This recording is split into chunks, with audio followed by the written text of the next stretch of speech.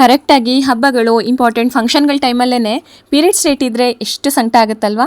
ಆಗ ಎಲ್ಲರೂ ಮೊರೆ ಹೋಗೋದೇ ಪೋಸ್ಟ್ಪಾನ್ ಟ್ಯಾಬ್ಲೆಟ್ಸ್ಗೆ.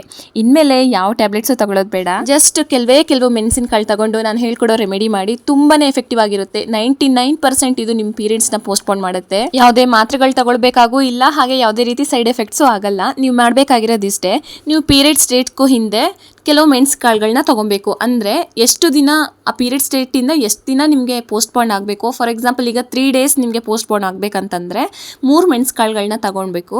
ಅಥವಾ 1 ವಾರ ಪೋಸ್ಟ್ಪಾನ್ ಆಗಬೇಕಂದ್ರೆ 7 ಮೆಣಸಿನಕಾಳುಗಳನ್ನ ತಗೊಬೇಕು. ನಂತರ ಅದನ್ನು ಕೈಯಲ್ಲಿ ಇಟ್ಕೊಂಡು ನಂಬಿಕೆಯಿಂದ ಪ್ರಾರ್ಥಿಸ್ಕೊಬೇಕು. ನಿಮ್ಮ ಇಷ್ಟವಾಗಿರೋ ದೇವರಿಗೆ ಅದನ್ನು ಪ್ರಾರ್ಥಿಸ್ಕೊಬೋದು.